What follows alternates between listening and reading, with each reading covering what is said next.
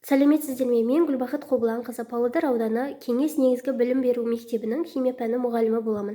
Менің алған ашық сабағымның тақырыбы қышқылдар, яғни 8-ші сыныпта өтілетін қышқылдар тақырыбы.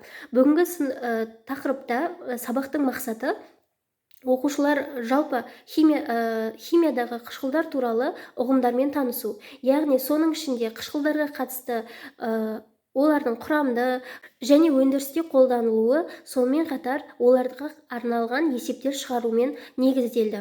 Бүгінгі сабақты талдайтын болсақ, сабақтың барысында оқушылар шаттық шеңбері арқылы өз-өздеріне жақсы көңіл-күйлер сыйлау арқылы сабақты бастады.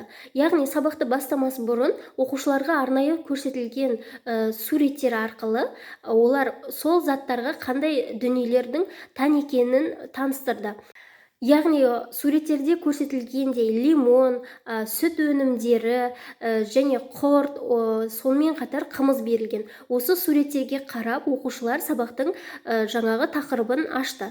Яғни олар мысалы лимоннан лимон қышқылын алынатыны, қымыздан қымыз қышқылы, құртқа арналған құртты жасау үшін мысалы тұз керек, ол да қышқыл болып саналады. Осы арқылы бүгінгі тақырыбымызды қышқылдар деп сабақты бастадық. Яғни сабақтың ортасында біздер қышқылдардың қанша топқа жіктелетіні туралы айттық. Олар 1 негізді, 2 негізді, 3 негізді қышқылдарға жіктеледі және оттекті, оттексіз қышқылдар болып бөлінетіні туралы оқушылар түсінді.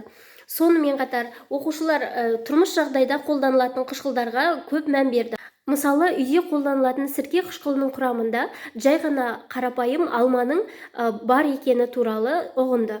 Яғни осы арқылы оқушылар тұрмыста қолданылатын жалпы қышқылдардың қаншалықты қажетті, сапалы тұрғыдан екенін түсінді. Сонымен қатар сабақтың соңына қарай біздер бекіту әдісі арқылы оқушыларды сабақты қайталадық.